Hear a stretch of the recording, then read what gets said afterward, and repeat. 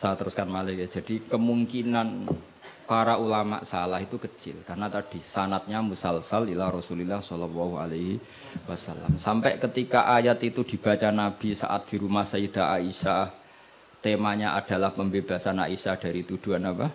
Zina. Terus peristiwanya sama siapa, tuduhannya siapa, yang menuduh siapa, itu detail sekali. Yang menuduh adalah orang-orang munafik. Terus Sayyidah Aisyah tersiksa karena omongannya si A, si B. Ini detail sekali. Nah, barokahnya detail itu kemungkinan salah itu kecil.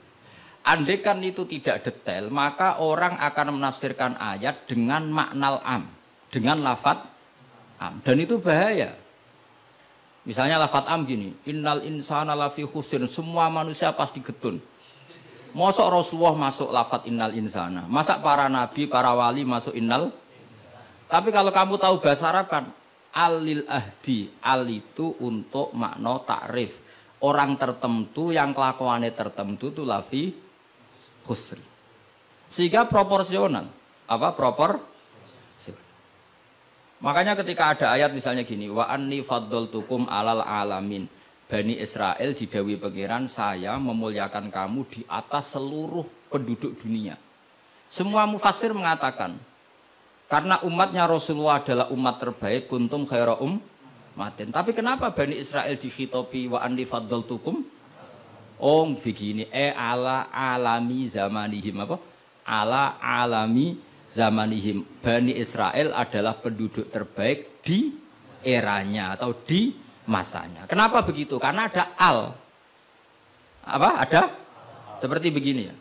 Mbak Arwani itu yang terbaik di eranya. Tentu beliau kan nggak akan merasa lebih baik ketimbang Mbah Munawir karena gurunya. Mbah Mun terbaik di eranya tentu dibanding kita-kita. Kalau dibanding Mbah Zubair, sama Said Abdul Al-Haddad terbaik. Tapi kan nggak mungkin beliau kerso dibandingkan sama Faqih Muqaddam, sama Habib Ahmad bin Isa Al-Muhajir. Semua ini orang-orang terbaik tentu kita tafsiri di eranya. Karena mesti beliau-beliau punya senior. Paham? Jelas ya? Sama lah.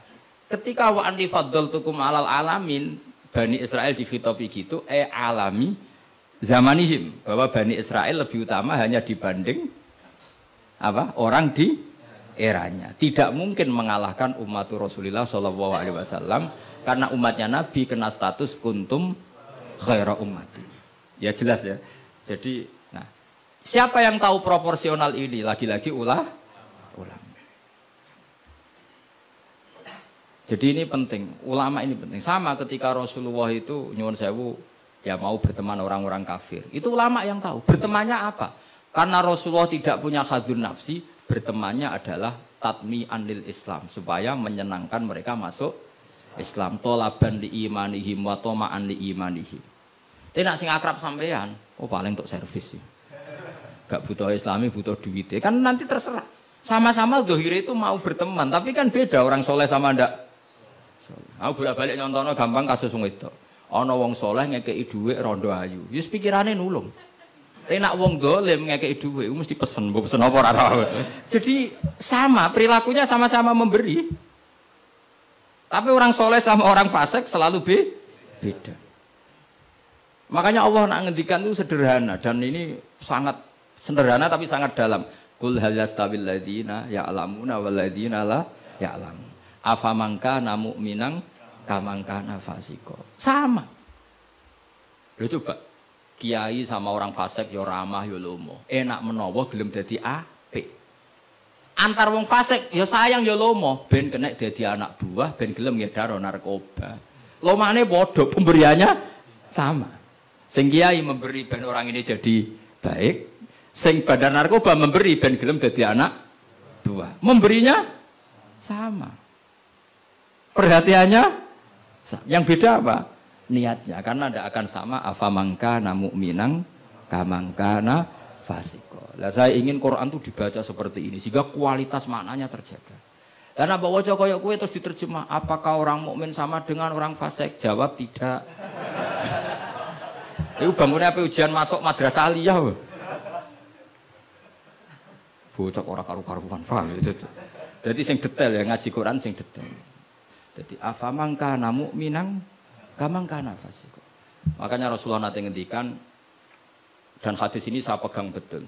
Jangan geman salah paham sama orang soleh yang alim. Karena motifnya pasti kebenar. Meskipun dohirnya salah. Terus Nabi ceritakan, Habrun min ahbari Bani Israel. Dulu itu ada orang alim dari Bani Israel. Itu orang soleh sekali, alim sekali. Tapi ketika beliau sodakoh, itu dikasihkan sama maling. Fatahat dasan nas, orang geger, orang alim sodakoh mbek maling. Kang Ali santri radikai malah maling. Kontroversi belum selesai, hari kedua dikekno lonte, dikekno wong nakal. Geger meneh. Ini orang alim kok malah ngamal ning lonte. Geger. Geger belum selesai hari ketiga, dikekno wong sugih. Jadi 3 hari itu keliru terus. Tapi beliau orang alim, orang ini dipuji Nabi. Kata beliau begini, wong nganti dadi lonte, wak kepen golek duit. Dadi wingi tak kei, nduk kowe wak dadi lonte golek duit iki tak kei tapi ora usah dadi lonte. Fala Allah antas ta'ifa, saya memberi itu supaya dia enggak jadi nakal. Beda enggak ambek wong fasik sing ngekei duit. Ayo beda ta ora? Terus yo pesan cerita. Terus copet itu dikasih, ditanya. Kenapa kamu ngasih copet? Lah ya copet nganti nyopet golek duit. Cung ora usah nyopet ya dina iki tak kei. Biasane sedina untuk piro cung misale? Ya 500.000 wis kei 500.000 ora usah nyopet. Artinya apa? Sama-sama bentuknya itu ngasih, tapi motivasinya B. Sing paling sinis terakhir wong sugih dikai. Wong sugih ya bingung, "Mbah Yai kula wis sugih mbok kei dhuwit." Lah nganti kowe medhit, iku ora saking senenge dhuwit tak tambahi. Akhirnya isen sugih. Makanya masyhur itu. Jadi artinya gini loh, wong alim ora iso dipadakno wong. Makanya ketika Rasulullah SAW berteman dengan Nasara Najran, sampai Nasara Najran sowan ke Nabi konsultasi tentang agama. Terus bagian riwayat Nabi menghormati mereka. Itu beda dengan kita. Kita seperti itu nggak boleh niru-niru amat karena konteksnya beda. Kekuatan kita, iman kita dengan Nabi itu beda. Tapi tetap ini menjadi hukum. Siapapun boleh menganalisis sesuai pahamnya masing-masing. Tapi tetap beda. Saya ulang lagi tetap beda. Karena tadi misalnya ono wong alim soleh terus senengane mulang rodo-rodo ayu. Ya kita harus husnudon. Paling banter sangka bodoh dadi pinter, sangka nakal dadi solihah, sangka kedonyan dadi eling akhirat. Ya motif utamanya seperti itu. Senajan kok akhirnya kecoba Hamdani terus ono sing diwayo. Ya tetap halal kan diwayo. Tapi kan motivasi utamanya itu bahwa para janda ini harus lebih baik. Makanya ning gone dibak ning manakib, ning gone dibak berjanji wayamsi ma'al armalati, di antara sifatnya Nabi itu mau mengajarkan beberapa janda. Karena mereka kasihan. Tapi nak sing mulang sampeyan, sing mulang Hamdani, sing khusnudan ku sapa? Khusnudan itu kebodohan. Karena terus eling dene sing ayu iki, sing elek iki. Dadi ora penting iku paham ta ora, wis penting dene apal apa? Itu kan ngeri betul. Maka ini penting saya utarakan. Jadi Allah nak ngendikan itu sebenarnya sederhana, tapi maknanya jauh. Afamangkana mu'minang kamangkana fasiko. Saya itu merasakan, saya kemarin 7 hari di Korea.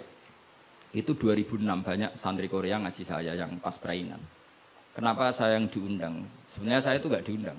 Mereka minta saya ngaji. Beberapa kali sudah ngaji di Indonesia, terus mereka minta sekali-kali Gus ngaji di Korea. Aku ya bilang gini, tapi waktunya terserah aku. Ngatur kiai dosa. Nggih Gus, pokoke terserah jenengan. Mereka mintanya 1 bulan di Ramadan. Bangunnya pondok kan tutup. Kiai sewa piro? 1 bulan Ramadan bisa. Akhirnya saya minta seminggu saja. Uniknya pas setelah saya di Korea. Tahun 2006 tuh Kang Ali Imron itu mereka ngaji saya di Jogja. Delalah saya pas nerangkan ayat ya ayyuhalladzina amanu alaikum anfusakum la yadurrukum man dhalla idza tadaitum. Wahai orang-orang yang beriman, jaga diri kamu secara baik-baik. Setelah kamu menjaga kebaikan kamu, setelah kamu menjaga iman kamu, setelah kamu menjaga konsisten istiqomah kamu, la yadurrukum man dhalla idza tadaitum. Orang sekeliling kamu sesat enggak masalah. Kamu hidup di Jakarta enggak masalah, di Hong Kong enggak masalah, di Thailand enggak masalah. Yang penting kesalahan kamu terjaga. Itu mereka terinspirasi. Itu satu-satunya ayat Gus yang menjadi kita nyaman hidup di Korea. Ustadz-ustadz di sana itu merasa nyaman. Enggak apa-apa, kita dikepung orang ateis, dikepung orang macam-macam. La yadurrukum man dhalla idza tadaitu. Akhirnya dikenang. Nasihat saya itu dikenang. Akhirnya mereka sepakat ngundang saya, semua guru-guru, terus tak ijazahi itu. Ya sudah, Korea itu bumi ateis, bumi di sini tuh nangis semua karena lama nggak dipakai sujud.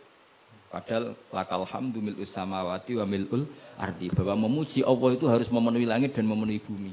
Nanti kalau orang Korea nggak ada orang Indonesia, bumi ana sing lodang. Jadi didelok malaikat kok dhuwur, ini kok lodang karena nggak ada yang sujud. Tapi baru kayak dikepung TKI 49.000. Dan itu separuh lebih sholat. Sholatnya keren pisan, kadang ning Thailand, kadang ning gone.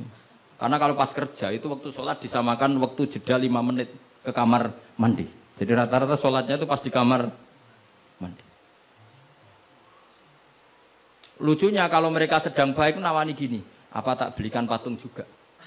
Karena pernah ada orang TKI sholat itu dincengin ngisor dulu. Mereka aneh, ada sembahyang kok tanpa patung. Karena tahunya mereka ya namanya sembahyang pakai patung.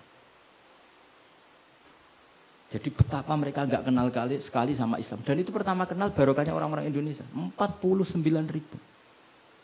Nah sekarang udah bikin masjid, udah apa, terus ada yang ngontrak masjid. Jadi masjid itu unik. Kadang lantai 1 gereja, lantai 2 bar, lantai 3 masjid. Jadi saya pernah ngaji beb itu mau ke masjid ngelewati gereja dulu.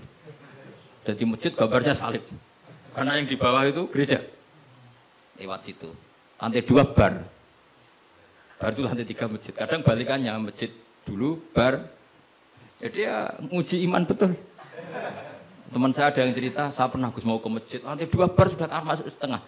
Ke masjid apa di sini aja ya?